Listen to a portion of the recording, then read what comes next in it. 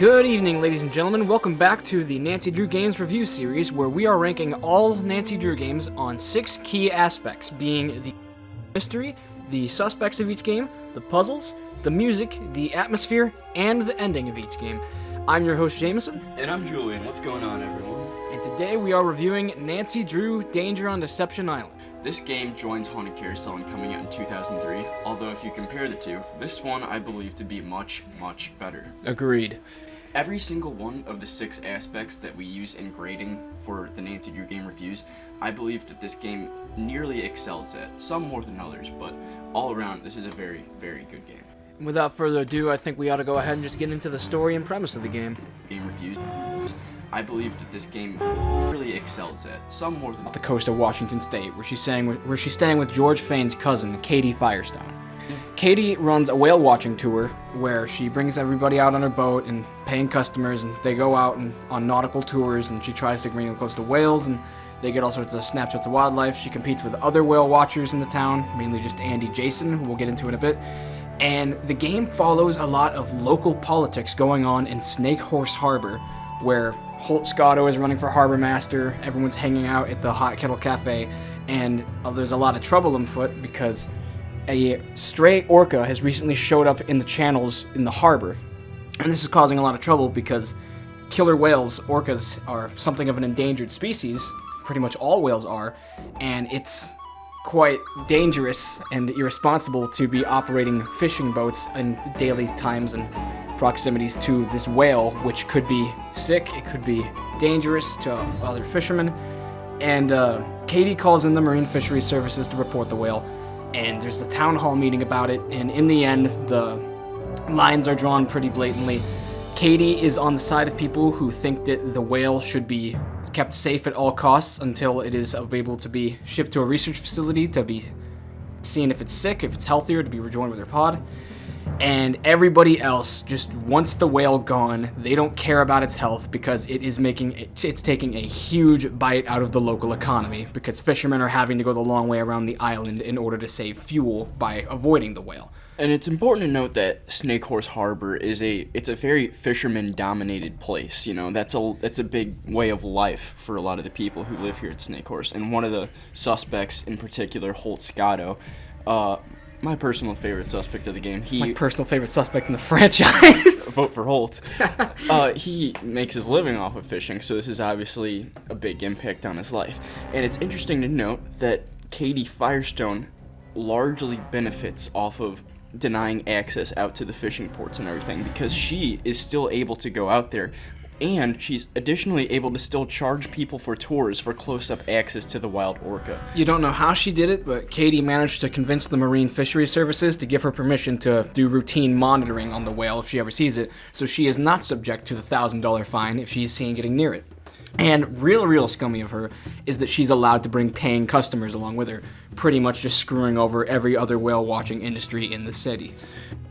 Now, I really thought this was cool because the game starts off with a cool cinematic of meeting Katie and getting to know a little bit about her backstory in relations to George and everything, and it's really set up so that she's supposed to be more of like a friend than a suspect, but then as you progress through the story, you learn all these shady details about her character, which really make her seem as if she could be the culprit of the game. I think that this game did a really good job of kind of throwing around like suspicion as to who the culprit could be. This is probably the most mysterious mystery of the franchise so far. Like, this is the one game where you'll be scratching your head up until the end trying to figure out who's done it. I think that's fair, yeah. And the actual done it in this case is that as soon as you arrive at Katie's boat, it has been ransacked and vandalized to the point where her boat's torn apart and she needs to spend the whole game repairing it, and she can't take it anywhere. So she's really built up to be innocent, but as you play through the game, learn more and more, your opinion on Katie warps entirely. She is, well, a suspect just as everyone else is, with a bunch of shady backgrounds and character motivations. And I would honestly call her the least likable character in the game. Everyone is pretty colorful in this one. Even the phone contacts. I like Casey Porterfield more than I like Katie. So we've kind of merged into suspects without even realizing it. Is there anything else we should touch on for the story premise here? No, I don't think so, not necessarily. I think it's safe that we go ahead and move into the actual suspects and talk about them one by one. So, we've pretty much covered up Katie. you know, she's got a really pretty boat that is Nancy gets to put her suitcase and stuff in. I love Katie's boat. Katie's boat is the best. It feels like a floating dining room. That's actually it's kind of like the boat from Jaws, come to think of it. Yeah, and this man, I'm gonna assume that everyone watching this has knows Jaws to some extent. This game has a lot of music in it. And so much vibes that are just so similar to Amity Island from Jaws. If we start a music tangent now, it's gonna go on for 10 minutes minimum. Okay. On my behalf. Yeah, so we have to hold off. We're not gonna get into music yet. Going on to suspects, we've already touched on Katie a good bit. She's the character that players first thrown into in the game. And so there's a couple things that you find that are pretty important on Katie's ransacked boat. One of which being her GPS, which is atop the steering wheel or the captain's wheel. I don't know what you call it on a boat, but it's been smashed beyond repair, which is a real shame because then Nancy can't go kayaking because the fog around there gets thick as cotton, and then she won't know how to get back home and she'll end up getting lost at sea. This is off the coast of Washington State, if we didn't already say it, so it's just right open on the Pacific Ocean. And so Katie tells Nancy to bike down to Holtzgatto at the Hot Kettle Cafe and see if he'll let her borrow a GPS. Getting into Holtzgatto now, I briefly mentioned him before. He is a local fisherman who has developed quite the name for himself around Snake Horse Harbor. So much so that he is now running for the city council. Harbormaster. What am I saying? Harbormaster. Which is pretty much higher than the city council in a town like Snake Horse Harbor. Right. Holt's running for Harbormaster, which is just as equally a powerful position as city councilor, pretty much, in this small fisherman-like town. He's just full of colorful political talk. Yeah, he's an interesting guy.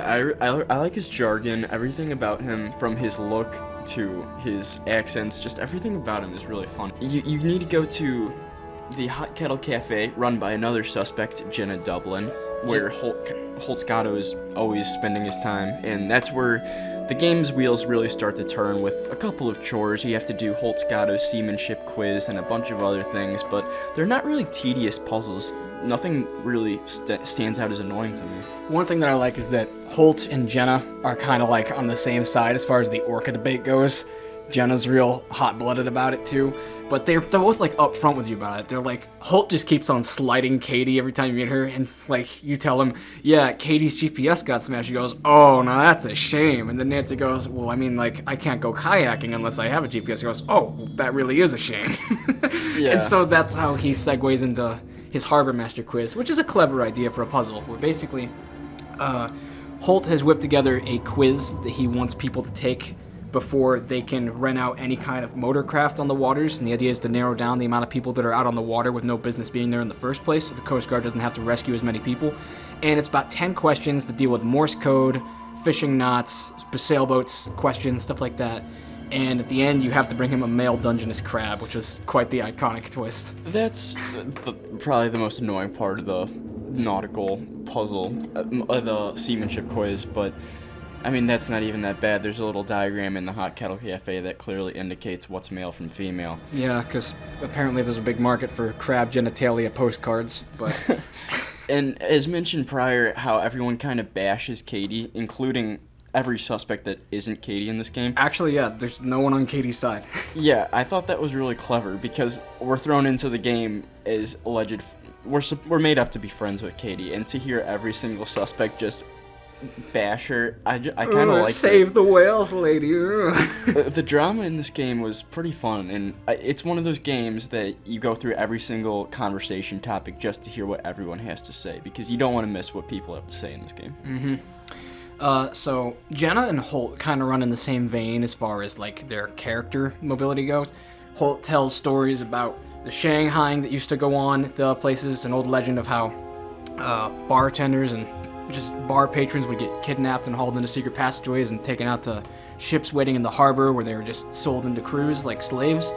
And he talks about Cadborosaurus, the sea monster that Native Americans used to see in the water, and that's how the town got its name, Snake Horse Harbor.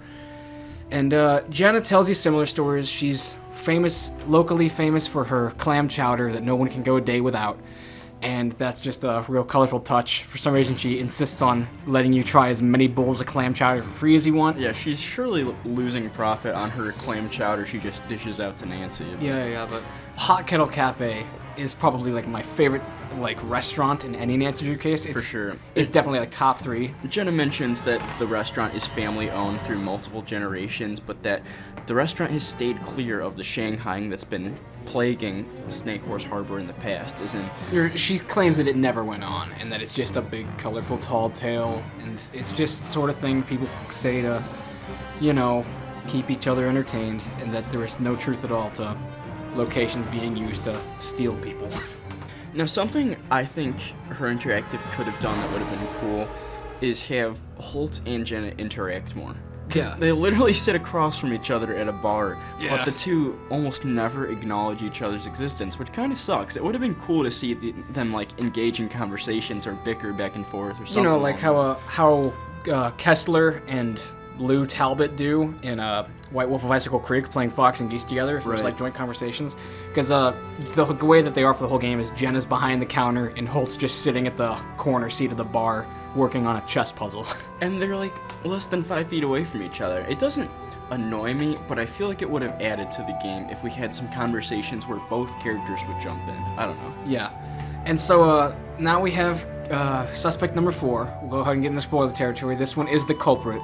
Andy Jason. Yeah, Andy Jason. Now, this is just too much. Wales rule. This guy left his literal business card at the scene of the crime.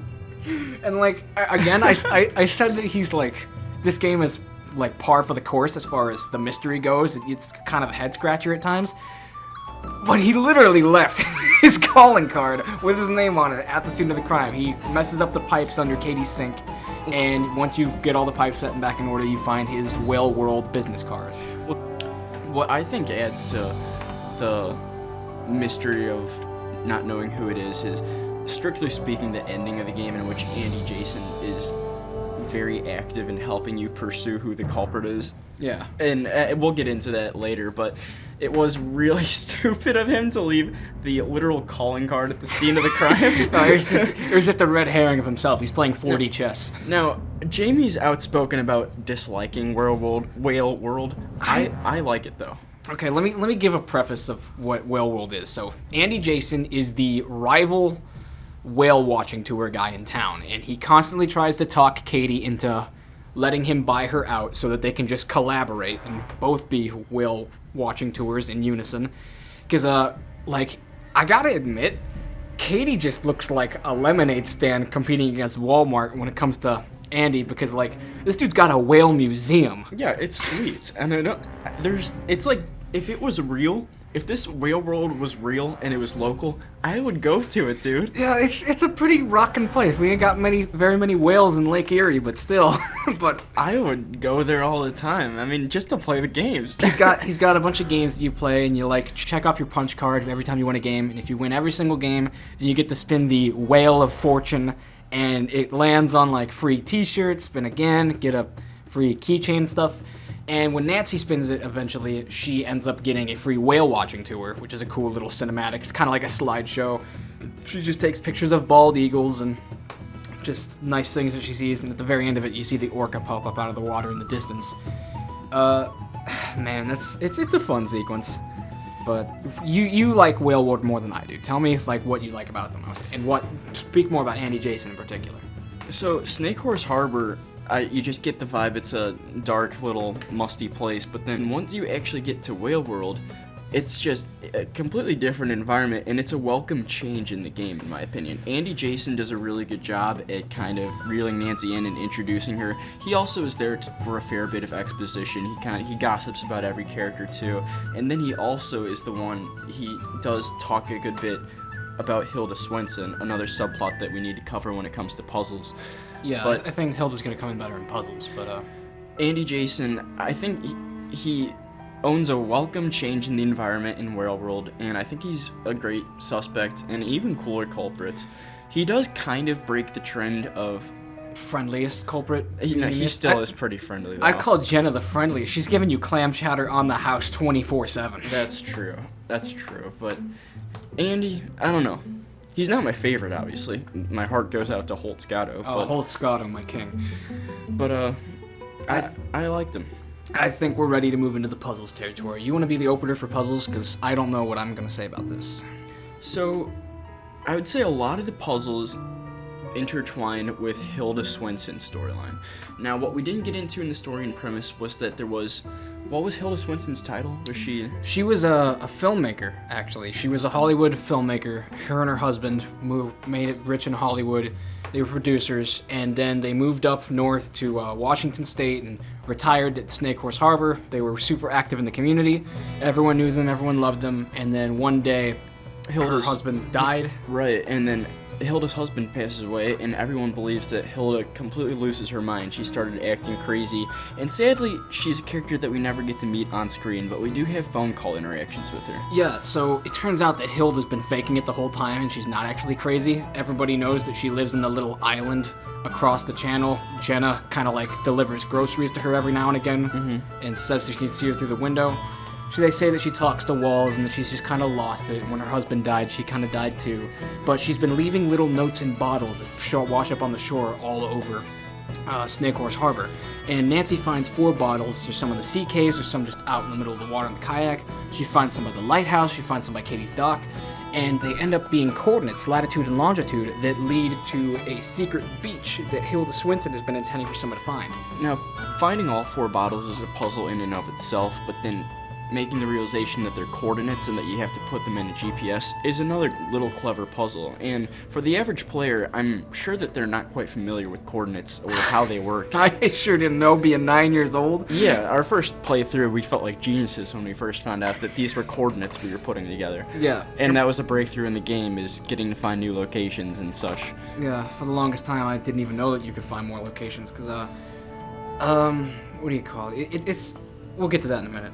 What do I want to say? More puzzles. One that I just have to get out there for my dislike for it is the skipping rocks puzzle to find one of her bottles. It's just that same puzzle they recycle that I absolutely hate. Classic squid toss / throwing bricks at the jail cell / Mayan ball game / skipping rocks. This puzzle appeared in games 6, 8, 9, and 10, and then they scrapped it for the rest of the franchise, to my knowledge.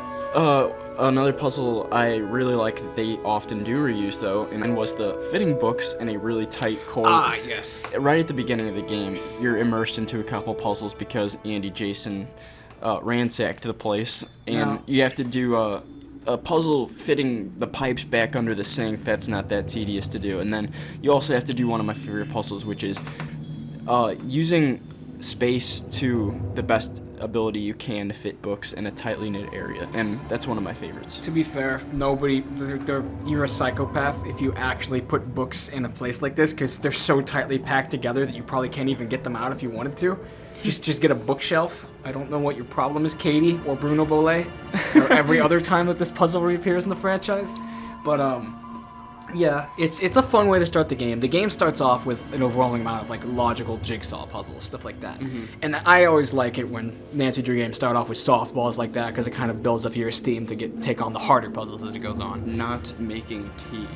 Yes, not making tea. Oh my god, danger by design. Okay, but Jamie, if I were to ask you, let me ask you, what do you think the hardest puzzle is in the game? Okay, well, let's see. So there's some that are just hard to understand, like Hilda's bogus story about like the right. There's not much direction there. But once you figure it out, it's pretty easy because it's like Alpha, Juliet, and you just figure out that it's A and J.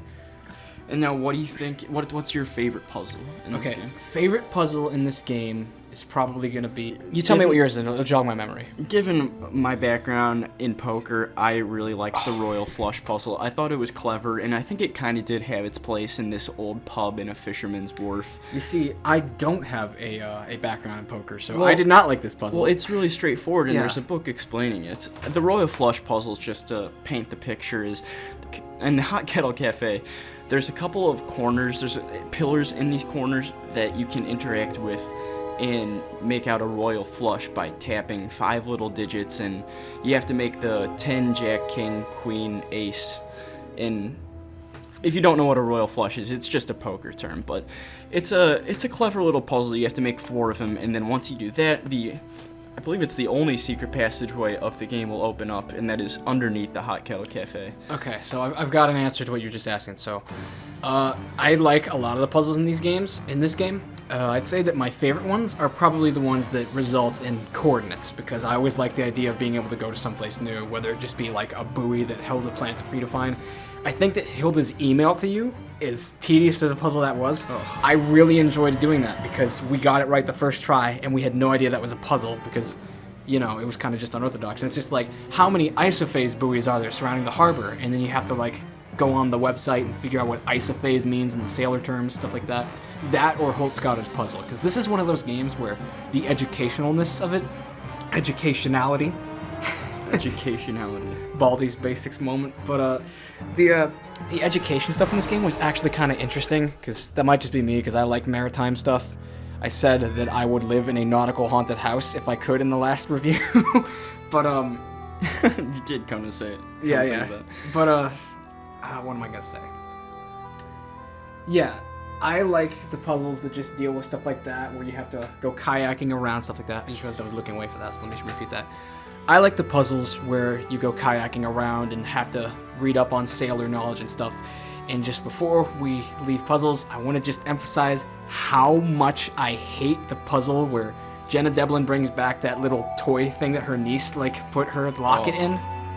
You know, her locket that says Elif for Hilda Swinson's thing. It's just a matching puzzle that you have to do 3 times in a row, and has the stupidest sound effects, and it's just a total tone shift from the rest of the game, and I cannot stand it. Any other notable puzzles that come to mind?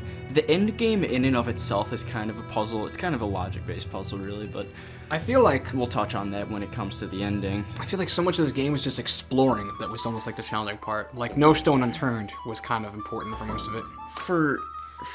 Okay, another puzzle that I didn't quite like was having to get the microscope reading done over the phone. That was not very well clarified.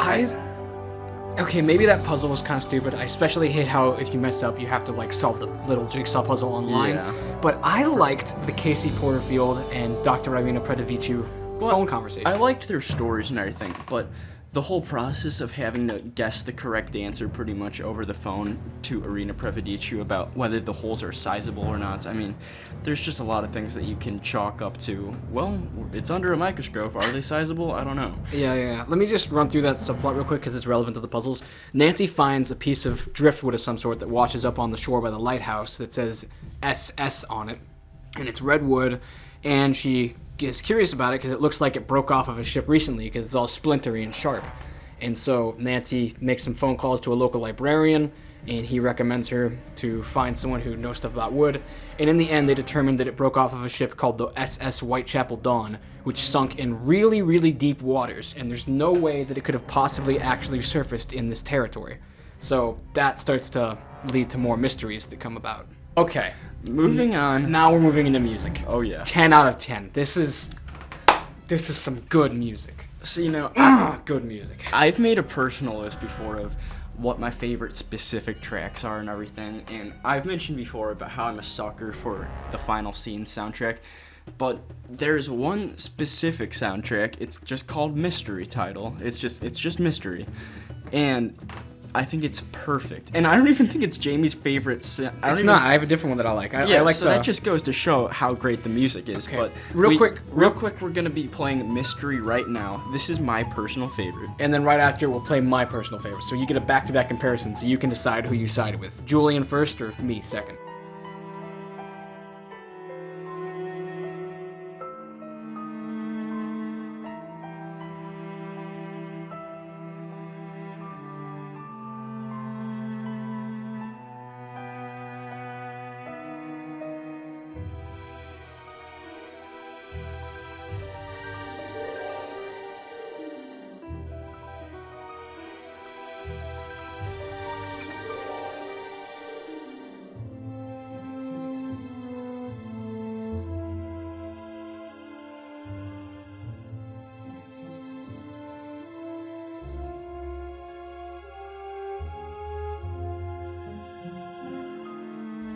So the music is so fitting to Snake Horse Harbor because a word I would use to describe Snake Horse Harbor is foggy.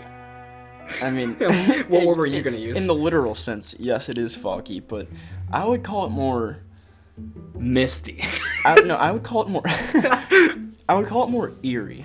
Yeah, and the yeah. music itself, it's not cheerful. But it's not scary or anything either. I think it's just perfectly eerie. It's for like the exploratory theme for everything that intertwines with Snake Horse Harbor. What he said. Other highlights music-wise, there's a danger theme, but you like never hear it besides the end, so it's like it doesn't even exist because it's not the best danger theme. Whenever you go to Whale World, and sometimes when you walk along the beaches of the lighthouse, there'll be this really pretty slow track that plays with actual whale calls in the distance, which I think is really cool.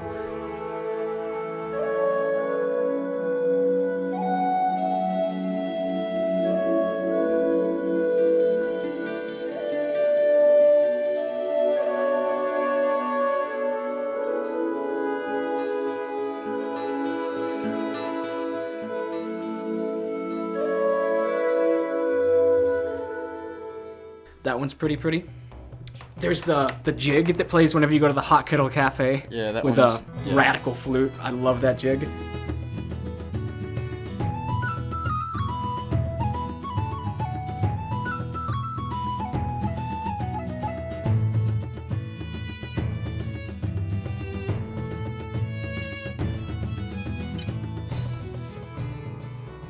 All in all, the music for this game is extremely fitting for the environment, which is a huge factor when it comes down to music.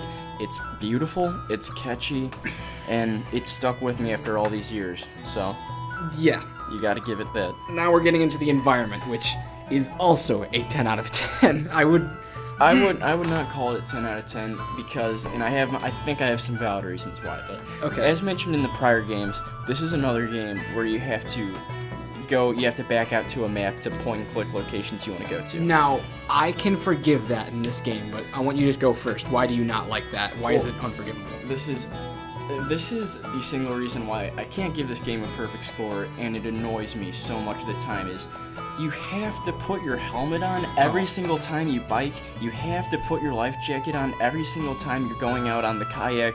There's so many tedious, extremely forgetful things when it just comes to traveling around. Not to mention, it's also a really slow amount of time. Like when I'm playing through the game, if I'm going from Whale World to the lighthouse, that's like 20 seconds. Okay, it is. That's yeah. kind of ridiculous. But and it gives you a second to check your phone or something. But that's not what I'm looking to do. And then Nancy also makes the stops at each individual location between Whale World and the lighthouse. That the transitions between locations was quite terribly done in this game, and that is my biggest flaw for it. Okay, so my problem with the map in the last game was that in an amusement park, it would have been perfect to be able to just explore every single inch of it, every nook and cranny, as Rose Green would say. But I'll cut that. It would have just been so cool to be able to just walk from place to place instead of just backing and clicking on the map. In this game, I can forgive it because this is an entire town we're talking about, and you can't render the entire town. I understand where you're coming from, but it's so slowly done. And the tediousness of having to... Do you know how many times I forget to put on my helmet and then I freaking die? And then let alone... I never forget. And the death animation? I mean, like, you have to sit through the phone call. Okay. Sitting through a phone call if you just forget to put on your helmet. Like, there's... No, it's too many annoying factors accompany the transitions between locations in this game. Yeah, But let's get into environments themselves, Okay, because so- I think we're getting a little off topic in a rant there. Yeah, real quick, I'm just gonna cover everywhere in the game. There's Katie's Boat, which is where you start. There's the Hot Kettle Cafe. There's Whale World, which I personally think is the most boring location. Julian will differ with me. And then the Lighthouse, which there isn't much to do there, but I just like walking along the beach, looking at dead fish, picking up crabs, and clamming for clams. Then when you go back to Katie's Boat, once you have a GPS, you can get in the kayak, and you can take that out to a different beach that's got like sandcastle equipment and some rocks to jump across, just so you can get more clams if you don't know how to do the clam glitch. Yeah. And then alternatively, there's the sea caves that you can go to as well. No. And then what's your favorite place in the game? Hot Kettle Cafe, probably. Really? Well, I like Katie's Boat the most. Katie's- and it's the most simple. yeah, I mean, after the first part of the game, though, you run out of stuff to do there. I mean, you go back to the microscope and stuff for the Arena Predivici puzzle, but there's not very much else to do there. Hot Kettle Cafe, like, here's something I love about the atmosphere of this game. When you first arrive at the Hot Kettle Cafe, there is a reserved party going on in the back room, and so you can constantly just hear people laughing, people just coughing, sneezing, having a good time, drinking and eating, and you can't go back there and Nancy goes, looks like I'm not invited, sounds like they're having a good time or something like that. And it makes the place feel more alive. And then as Act 2 begins, Jenna leaves and somebody breaks into the place, steals a bunch of stuff. They steal boat parts, which makes Katie look even more suspicious. And so at that point of the game, you can go into the back room, which is where you find a secret passageway that takes you into a set of tunnels that link to all sorts of other shops around the town. And eventually you use them to get into the lighthouse and open up a secret passageway on the side of it. I thought that was a cool place to be. But, man. I just loved being able to hear all the clamor and banter in the background of the Hot Kettle Cafe. It kind of added to its whole environment. Although you don't see a lot of people, you still hear the background noise, and it gives the impression that this is a really popular local spot to go to. Yeah, place is booming. Yeah, as mentioned before, my favorite place is Katie's boat, and I'll own up to it. It's definitely the most simple location in the game, but there's something about it that's so fitting for the story. It's so nautical. It's so much fun to just be there, and I think a good chunk of the story is actually done in Katie's boat. There's a couple puzzles there, make a couple important phone calls, and Katie herself is there, obviously, but I just like the whole idea of being on that little skiff. It was just really cool. One last thing I think I want to touch on for just atmosphere is the cooler in Katie's place. I always thought that this was just a cool way of showing your progress, where Katie has a cooler where at the beginning of the game, it's completely frozen solid on the inside, and it's just a complete whiteout of ice, and you can't tell what's in it. And by the end of each act, it thaws out just a little bit more, and you can start to make out just figures in it, and by the end of the game, it's just completely melted, and there's water leaking all over the floor, and it's full of just like fish for feeding. And it starts to make Katie look even more suspicious, like she's going out and feeding the orca, yeah. Right. So, in that regard, are we ready to get into the ending? I think so. The ending of this game is so much fun, and it's so unexpected. And I would say the ending truly starts when Nancy makes her way to the little alcove and she finds the orca. Yeah, so after a series of secret passageways, Nancy manages to open up a hidden wall in the sea cave. And so she goes all the way back through the lighthouse, puts on her helmet, bikes all the way back to Katie's boat, gets out on the kayak, and goes all the way out to the sea caves to see what's in this new chamber that she opened up. And inside, she finds a ton of stuff. First of all, the killer whale, the orca, is swimming there in a little channel, and it's wearing a harness. So it's not wild at all. Someone's been training it. Yes, someone's clearly been training this thing. And then even more incriminating, Katie Firestone's missing gloves are there right on the crates of all the training equipment. There's crates that are labeled SS Whitechapel Dawn, and you realize that someone is like using the orca to bring crates up from the bottom to see what was in them. There was rumors that there was smuggling being done on the ship, so it's kind of implied that there might be drugs in these crates or something. And then, what do you call it? As soon as you leave the cave, Nancy's heading back for Katie's, thinking like, okay, so this is bad. And then there's the first mandatory phone call of the game with Bess and George. It just annoyed me because it seemed really out of place. It annoyed him because he hadn't called them at all throughout the entire game. No, because if you call them, they'll still call you at this point, and it just kind of breaks the climax and everything of everything going on. Maybe. But it also, I can see that it has its purpose because this is when the true shift to Katie is most likely the culprit comes out. Real quick, I want to say, when you get out of the kayak in the little cove, you knock a fire extinguisher or something into the water, and the whale pops it right back out at you like it's playing a game of catch. This is a trained whale, and that's how Nancy knows for certain. And that is a very useful thing that comes back later. Yeah. So Nancy begins to kayak back to Katie's boat. You're just kind of like going over in your head, what are you going to say to Katie? Are you going to confront her? And her boat is gone. It's just the empty dock. And that's like... That was chilling. Yeah. The first time we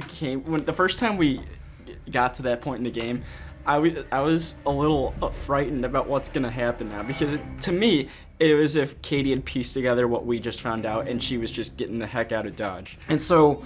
Fog's starting to roll in, the sun's going down, and so you bike to the Hot Kettle Cafe and ask Holt and Jenna if, Kate, I You can choose to tell them if it involves Katie or not, or you can just ask them to go. And you basically just request them, I need you to take me out right now. And they both just make up excuses. Holt says, that's irresponsible. It's about to go dark out there. The fog's going to get super rolling in. You should just go back and turn in for the night. Well, wait, something I just wanted to say real quick is, by the point where Katie's boat is gone, I would say that like 95% of players are now convinced Katie's the culprit. Yeah. Which makes the ending even greater. But okay, moving on. Then at that point, after confronting the two characters in the Hot Kettle Cafe, both of which ignore your request, you have to go to Whale World, where you meet with Andy Jason. Andy Jason is kind enough to give you a lift out to yeah, Katie's he says, boat you out got at me night. so curious, I gotta know what's going on. And so Andy gives you a lift in your kayak, and he brings you out, and there's this great big freighter out in the distance, just right beyond the channel, that's got fog all around it. And Nancy kayaks over to the side of it and climbs up a massive set of just ingrained ladders up the side of the ship, and it's super foggy. It's like you're inside of a cloud through this entire sequence. And she gets on the deck, and she starts hiding behind cargo containers and foghorns and stuff while she eavesdrops on the crew. And I loved all of my time on the freighter, from navigating and hiding behind things to eavesdropping on everyone's conversations. This was just a really cool place to be, and it gives the player a sense of fear that you are now dealing with some pretty intense people. It's still not clear who the culprit is, which is really well done. It's very much implied that it's Katie. Yeah, they say boss says this Nancy Drew person's a real troublemaker, stuff like that. Be watching, she's supposed to be here soon. And they talk about how they were the ones that hit those stores in the town, and that they weren't even supposed to, but they just had so many secret passageways. And it's implied, by the way, that these secret passageways Nancy's find, these are the ones that were used for Shanghaiing way back in the day. And there's an optional subplot and conversation where Jenna actually admits that it used to go on, and that the Hot Kettle Cafe was a key part of it. So after some sly navigation and hiding to dodge some second chance game over sequences, you make your way down to the center part of the ship, navigate through a couple rooms, and then you find Katie Firestone with her back turned to you. And she's sitting in a chair by a desk. And you just see her red hair, you know it's Katie, her back's turned to you, and you go up to confront her. This is where everything comes to a close. You turn her around, and she's gagged, sitting in the chair tied up. And she goes, Nancy, I thought no one would ever find me. And it's just intense. You start to piece together, we've been set up. And you ask her like one question, goes, quick, someone's coming, hide. And Nancy hides behind a crate. And out comes Andy Jason. And he's just now super sinister. And he goes, well, Katie, I regret to inform you that Miss Nancy Drew should be joining us any minute now. Hey, how'd you get that gag off? Yeah. Oh, well, it would appear she's already here. And so Andy starts looking around. Nancy goes, I've got to get back to Holt and Jenna and get the Coast Guard or something. So Nancy's instinct is to book it at full speed. Andy is hot on your trail, and then somehow someone locks the door on you so that you're forced to turn around and confront Andy. And he's just sitting there, arms crossed, big Elliot Chen energy.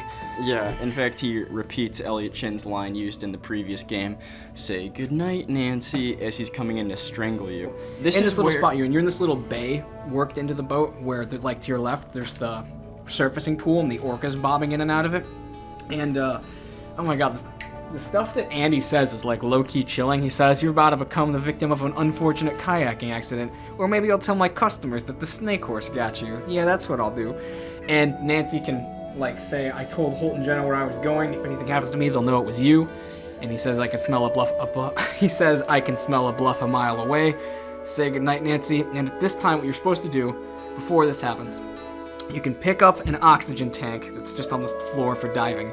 And you have two choices. You can just throw it into the water, which is seemingly useless, or you can just throw it at Andy, which is what any sensible person would do. If you throw it at Andy, it just bounces off of him like it's just paper, and he goes... I forget what he says. He says something stupid, and then he just comes in at you and fades to black, and Nancy dies. But if you throw it in the water, he just goes, what on earth did you do that for? Say goodnight, Nancy. And then he just starts walking towards you with a creepy look on his face. And then the whale just flips the bottle, the canister, right back out of the water, gives Andy a concussion. He does a 180 and just falls down. And then right after that, you hear Holtzgato over the PA of the ship, and he claims he's with the Coast Guard. They're commandeering the ship, and they're here to save Nancy. And then we get the game over letter. Now, that was truly a riveting ending, if you ask me. That's how you do an ending. This is definitely one of the best endings for a Nancy Drew game. Yeah. So, end game. Okay, how are we gonna rank this one? Okay, I think we should say what we think are the best attributes, because there's a lot to praise about this one. Well, I loved all the attributes about this game. I mean, it still is my favorite track of all time with the mystery theme, and it's always gonna ring in my head no matter what. I also love the ending of this game. Puzzles were pretty good. They weren't insane. I love the Suspects. Has one of my favorites all time with Holtzgato. Atmosphere, story and premise, it's all there, but I don't know how to rank. I don't know how to fit. Which categories would you say are perfect? Because I would call the music, the atmosphere, and the ending perfect, and I would call, like, the Suspects a 9 out of 10, and the story would be close behind. Yeah, I agree that those parts are perfect, but then the parts of the game that really irk me, I don't know what to fit under, because I hate the transportation between different locations of the game, which is a key pivotal part of the game that you have to do hundreds of times. Yeah, then I also hate, I didn't get to mention, is the navigation while kayaking. I think it's really, really... It's just because every single screen is identical water, so it's kind of hard to tell where you are in retrospective places. Yeah, I'd put some of that stuff under puzzles as far as navigation goes. I'd say that puzzles is probably the weakest part of this game, but overall, as far as my rating goes, we do it like a tier list where it's A to F, and then S is above A, and it's just reserved for the very best games. This, to me, is an S tier game. I would go as far as to call it better than Ghost Dogs of Moon Lake, because this game has more complete suspects. The puzzles, I think, aren't as good as Ghost Dogs, but the ending is so good. The music and atmosphere are just also 10 out of 10s. And I'd say that the story or premise is a little weaker than Ghost Dogs, but the ending to this one really sells it to me. And I think that just the music and atmosphere and a lot of the effort put into this one really shines. What do you say? For me, this game is a shining A-. Really? Yeah. What is this the navigation that's taking that off?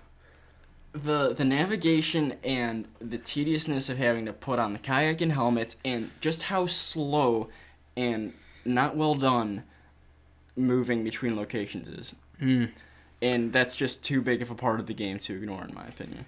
Well, that's interesting. I really thought that you were going to put this up there too, but... in my opinion, I still like Final Scene more than this game. Oh, wow. Okay.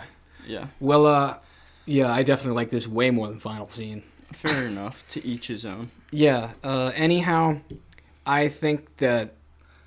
Let's see. I'm going to say something real quick. I may be looking like I'm just ditching out S's left and right now, but we're getting into the teens soon. Yeah, you've dished out 2 S's in the past 3 reviews. I still have not done an S tier yet. I gave Final Scene an A. This is an A-. Well, yeah, you're going to be seeing some less than outstanding recommendations from me when we get into the teens. There's some games in the teens that I find rather insufferable. But otherwise, I think we're done here with this review. Yeah. And we're more than excited for the Secret of the Shadow Ranch review that's going to be coming soon. We're hoping that we might be able to land a guest for it, but we can't guarantee anything yet. And thank you very much for listening, everybody. We hope you enjoyed. We love making these reviews, and we got a lot of content to come. So thanks for sticking around. Yep. And everyone, remember, vote for Holt. Vote for Holt, baby.